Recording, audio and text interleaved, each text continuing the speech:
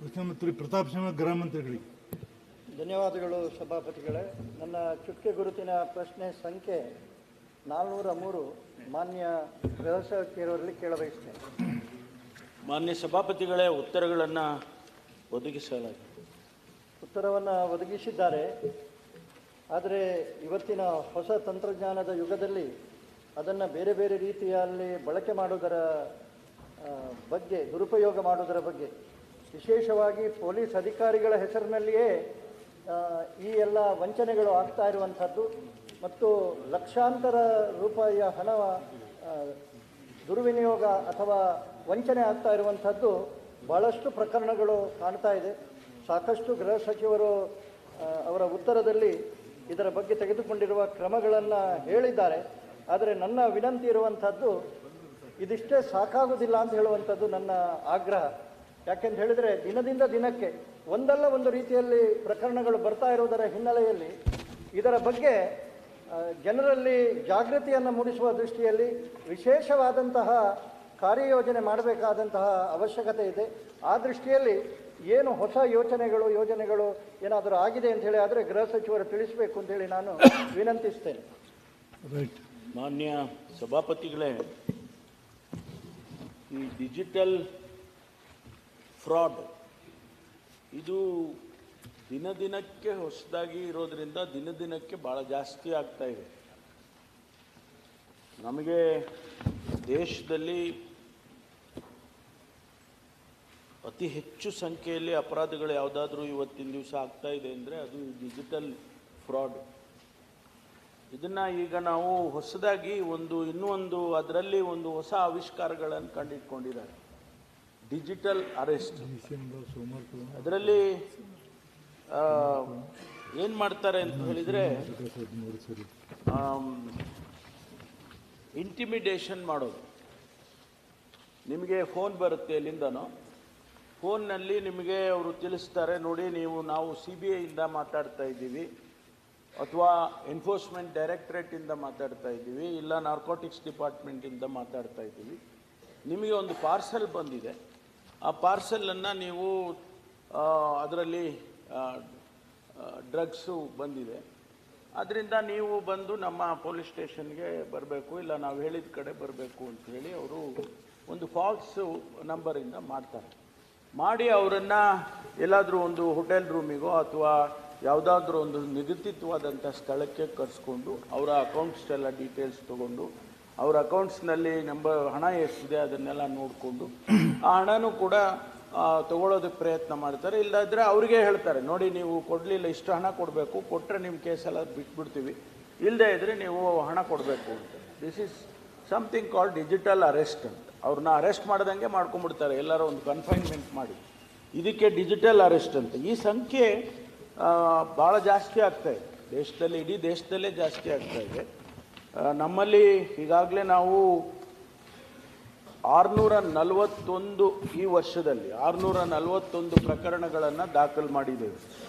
ಅದರಲ್ಲಿ ಸುಮಾರು 27 ಜನನ ಅರೆಸ್ಟ್ ಮಾಡಿದ್ದೀವಿ. ನಿಮ್ಗೆ ಆಶ್ಚರ್ಯ ಆಗ್ಬೋದು, ಇದರಲ್ಲಿ ಹಣ ಎಷ್ಟು ಇದಾಗಿದೆ ಅಂದರೆ 109 ಕೋಟಿ ಹಣ ಇದರಲ್ಲಿ ಈ ವಂಚನೆಯ ಮೊತ್ತ. ಅದರಲ್ಲಿ ನಾವು ಈಗ ಪೊಲೀಸ್ನವರು ವಶಪಡಿಸ್ಕೊಂಡಿರ್ತಕ್ಕಂಥದ್ದು 9 ಕೋಟಿನ ವಶಪಡಿಸಿದ್ವಿ. ಇನ್ನೂ 100 ಕೋಟಿ ನಮಗೆ ಸಿಗ್ತಾ ಇಲ್ಲ. 27 ಜನ ಈಗಾಗಲೇ ಅರೆಸ್ಟ್ ಮಾಡಿದ್ದೀವಿ. ಅದಕ್ಕೆ ನಾವೇನು ಮಾಡಿದ್ದೇವೆ ಅಂತ ಹೇಳಿದರೆ, ಇದನ್ನು ಜನಗಳಿಗೆ ಗೊತ್ತಾಗಬೇಕು. ಜನಗಳಿಗೆ ಗೊತ್ತಾದರೆ ಅವರು ತಿಳ್ಕೊಳ್ತಾರೆ. ನೋಡಿ ಈ ರೀತಿ ಅವ್ರು ಏನು ಮಾಡ್ತಾರೆ, ಒಂದು ಪೊಲೀಸ್ ಸ್ಟೇಷನ್ನೇ ಸೆಟಪ್ ಮಾಡಿಬಿಡ್ತಾರೆ. ಅವ್ನು ಫೋನ್ ಮಾಡುವಾಗ ವಿಡಿಯೋ ಕಾಲ್ ಮಾಡಿ ಅವ್ರು ತೋರಿಸ್ತಾರೆ, ನೋಡಿ ನಾ ಪೊಲೀಸ್ ಸ್ಟೇಷನ್ನಲ್ಲಿ ಇದ್ದೀನಿ, ಇದೇ ಪೊಲೀಸ್ ಸ್ಟೇಷನ್ ಅಂತ. ಅವನು ಯೂನಿಫಾರ್ಮ್ ಎಲ್ಲ ಹಾಕ್ಕೊಂಡಿರ್ತಾನೆ. ಆ ರೀತಿ ಎಲ್ಲ ಒಂದು ಪ್ರೊಜೆಕ್ಟ್ ಮಾಡಿ ತೋರಿಸ್ತಾರೆ. ಅದಕ್ಕೆ ನಾವು ಈಗ ಏನು ಮಾಡಿದ್ದೀವಿ ಅಂತ ಹೇಳಿದ್ರೆ, ಈ ಸಾಮಾಜಿಕ ಜಾಲತಾಣದಲ್ಲಿ, ಸೋಷಿಯಲ್ ಮೀಡಿಯಾದಲ್ಲೆಲ್ಲ ಅವೇರ್ನೆಸ್ ಕ್ರಿಯೇಟ್ ಮಾಡಬೇಕು ಅಂಥೇಳಿ ಅವರಿಗೆ, ಜನರಿಗೆ ಇದನ್ನೆಲ್ಲ ನಾವು ಪೊಲೀಸ್ ಇಲಾಖೆಯಿಂದ ವಿಡಿಯೋಗಳು ಮಾಡಿ ಯಾವ ರೀತಿ ಇವ್ರು ಮಾಡ್ತಾರೆ, ನೀವು ಎಚ್ಚರಿಕೆಯಿಂದ ಇರಬೇಕು ಅಂತ ಹೇಳಿ ನಾವು ಸೋಷಿಯಲ್ ಮೀಡಿಯಾದಲ್ಲಿ, ಫೇಸ್ಬುಕ್ಕಲ್ಲಿ, ಟ್ವಿಟ್ಟರ್ನಲ್ಲಿ, ಆಮೇಲೆ ವಾಟ್ಸಪ್ಗಳಲ್ಲಿ ಎಲ್ಲ ಹಾಕ್ತಾಯಿದ್ದೇವೆ. ಅದರ ಜೊತೆಗೆ ಈ ಶಾಲಾ ಕಾಲೇಜುಗಳಿಗೂ ಕೂಡ ಭೇಟಿ ಕೊಟ್ಟು ನಮ್ಮ ಅಧಿಕಾರಿಗಳು ಅವರಿಗೆ ಅವೇರ್ನೆಸ್ ಕ್ರಿಯೇಟ್ ಮಾಡೋಕ್ಕೆ, ಸ್ಟೂಡೆಂಟ್ಸ್ಗಳಿಗೆಲ್ಲ ಅವೇರ್ನೆಸ್ ಕ್ರಿಯೇಟ್ ಮಾಡೋದಕ್ಕೂ ಕೂಡ ಕ್ರಮ ತಗೊಳ್ತೀವಿ. ಈಗಾಗಲೇ ಈ ಇನ್ಸ್ಟಾಗ್ರಾಮ್ನಲ್ಲಿ, ಆಮೇಲೆ ಫೇಸ್ಬುಕ್ಕಲ್ಲಿ, ಟ್ವಿಟ್ಟರ್ನಲ್ಲಿ ದಿನನಿತ್ಯ ನಾವು ಅದನ್ನು ಹೆಚ್ಚು ಹೆಚ್ಚು ಅವೇರ್ನೆಸ್ ಕ್ರಿಯೇಟ್ ಮಾಡೋದಕ್ಕೆ ಕ್ರಮ ತಗೊಳ್ತೇವೆ. ಜೊತೆಗೆ ರಿಜಿಸ್ಟ್ರೇಷನ್ ಕೂಡ, ಕೇಸಸ್ ಬಂದಂಥ ಸಂದರ್ಭದಲ್ಲಿ ರಿಜಿಸ್ಟ್ರೇಷನ್ ಕೂಡ ಮಾಡ್ತಾ ಇದ್ದೀವಿ ಅನ್ನುವಂಥದ್ದು ತಮ್ಮ ಗಮನಕ್ಕೆ. ಥ್ರೂಔಟ್ ದಿ ಕಂಟ್ರಿ ಮಾನ್ಯ ಸಭಾಪತಿಗಳೇ, ಇದಕ್ಕೆ ಒಂದು Indian cyber crime coordination centre ಅಂತ ಮಾಡಿದ್ದಾರೆ, ಕೇಂದ್ರ ಸರ್ಕಾರ ಮಾಡಿದೆ. ಅದರ ಕೆಳಗಡೆ ಕೂಡ ಈಗೇನು ನಾನು ಹೇಳಿದೆ, ಈ ಅವೇರ್ನೆಸ್ ಕ್ರಿಯೇಟ್ ಮಾಡುವಂಥ ಕ್ರಮಗಳನ್ನು ಕೂಡ ಆ ಪೋರ್ಟಲ್ನಲ್ಲೇನೇ ತಗೋಬೇಕು ಅಂತೇಳಿ ಮಾಡ್ತಾ ಇದ್ದೀವಿ. ಅದರಿಂದ ಇದು ಹೊಸದಾಗಿ ಏನು ಈ ಎಕ್ಸ್ಟಾರ್ಷನ್ ಆಫ್ ಮನಿ ಇದು ನಡೀತಾ ಇದೆ, ಇದಕ್ಕೆ ನಾವೆಲ್ಲ ಈಗ ಎಚ್ಚರಿಕೆಯಿಂದ, ಸಮಾಜದಲ್ಲಿ ಎಚ್ಚರಿಕೆಯಿಂದ ಇರಬೇಕು. ಇಂಥದ್ದಾದರೆ ನಮಗೆ ಒಂದು ಫೋನ್ ನಂಬರು ಕೊಟ್ಟಿದ್ದೀವಿ 1930 ಅಂತ. ಇಮಿಡಿಯೇಟಾಗಿ ಆ ಫೋನ್ ನಂಬರಿಗೆ ಕಾಂಟ್ಯಾಕ್ಟ್ ಮಾಡಿದ್ರೆ ಪೊಲೀಸ್ನವರು ಅದಕ್ಕೆ ಏನು ಕ್ರಮ ತಗೋಬೇಕು ಅದನ್ನು ಇಮಿಡಿಯೇಟಾಗಿ ಮಾಡ್ತಕ್ಕಂಥ ವ್ಯವಸ್ಥೆಯನ್ನು ಮಾಡಿದೆ. ಒಂದು ಬೆಳ್ತಂಗಡಿಯ ನನ್ನದೇ ಕಚೇರಿಯ ಸಿಬ್ಬಂದಿ ವಸಂತ ಪೂಜಾರಿ ಅಂತ ಹೇಳುವವರಿಗೆ ತಾವು ಹೇಳಿದ ರೀತಿಯಲ್ಲಿಯೇ ವಿಡಿಯೋ ಕಾಲ್ ಮೂಲಕ ಒಂದು ಸಣ್ಣ ಸ್ಟೇಷನ್ನಲ್ಲಿ ಕೂತು SIA ಮಾತನಾಡುವ ರೀತಿಯಲ್ಲಿ ಈ ಪ್ರಕರಣ ಆಗಿದೆ. ನಾನು ಕೇಳುವಂಥದ್ದು, ಅವರಿಗೆ ಬಂದಂತಹ ನಂಬರ ಯಾವುದು ಏನು ಅಂತ ಹೇಳುವಂಥದ್ದನ್ನು ಕ್ಲಾರಿಫಿಕೇಷನ್ ಕೊಡುವಂತಹ ದೃಷ್ಟಿಯಲ್ಲಿ ನಮ್ಮ ವ್ಯವಸ್ಥೆಯಲ್ಲಿ ಏನಾದರೂ ಅದಕ್ಕೆ ಪರಿಹಾರ ಇದೆಯೋ ಅಂತ ಹೇಳಿ ನಾನು ಕೇಳಲಿಕ್ಕೆ ಇಷ್ಟಪಡ್ತೇನೆ.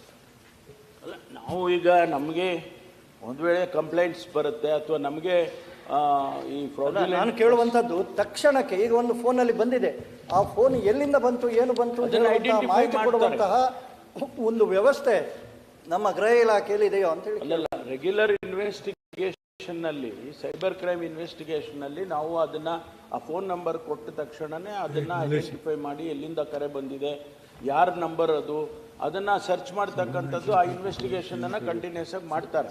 ಯಾಕೆಂದರೆ ಇಲ್ಲದೇ ಇದ್ದರೆ ಅವ್ರು ಸಿಗೋದೇ ಇಲ್ಲ ನಮ್ಗೆ. ಅವೆಲ್ಲ ಫಾಲ್ಸ್ ನಂಬರ್ಸು, ಅವರು ರೆಗ್ಯುಲರ್ ನಂಬರ್ಸು ಅವ್ರ ಹೆಸರುಗಳಲ್ಲಿ ಇಟ್ಕೊಂಡು ಅವ್ರು ಮಾಡೋದಿಲ್ಲ. ಯಾವುದೋ ಒಂದು ಸಿಮ್ ಕಾರ್ಡ್ ತೊಗೊಂಡಿರ್ತಾರೆ, ಯಾರ್ದೋ ಹೆಸರಲ್ಲಿ ಇರುತ್ತೆ. ಆದರೂ ನಾವು ಅದನ್ನು ಐಡೆಂಟಿಫೈ ಮಾಡಿ ಬ್ಯಾಕ್ ಟ್ರ್ಯಾಕಿಂಗ್ ಮಾಡಿ ಅವ್ರನ್ನ ಹಿಡಿಯೋದಕ್ಕೆ ಪ್ರಯತ್ನ ಮಾಡ್ತಾರೆ, ಅದು ಆಗ್ತದೆ. ಜೊತೆಗೆ ಈಗ ಕೇಂದ್ರ ಸರ್ಕಾರ ಕೂಡ ಭಾಳ ಇದನ್ನು ಗಂಭೀರವಾಗಿ ತೆಗೆದುಕೊಂಡಿರ್ತಕ್ಕಂಥ ಒಂದು ಪೋರ್ಟಲ್, ಹೆಲ್ಪ್ಲೈನು ಪೋರ್ಟಲ್ ಎಲ್ಲ ಕ್ರಿಯೇಟ್ ಮಾಡಿದ್ದಾರೆ. National cyber crime reporting portal ಅಂತೇಳಿ ಮಾಡಿದ್ದಾರೆ. ಕೇಂದ್ರ ಸರ್ಕಾರನೂ ಸೀರಿಯಸ್ ಆಗಿ, ಮಿನಿಸ್ಟ್ರಿ ಆಫ್ ಹೋಮ್ ಅಫೇರ್ಸ್ನವರು ಮತ್ತು ನಾವು ಕೂಡ ಸೀರಿಯಸ್ ಆಗಿ ತೊಗೊಂಡಿದ್ದೀವಿ. ನಿಮ್ಮ ಮಾಹಿತಿಗೆ 42,000 ಇಡೀ ದೇಶದಲ್ಲಿ ಕಳೆದ ವರ್ಷ ಆಗಿರ್ತಕ್ಕಂಥ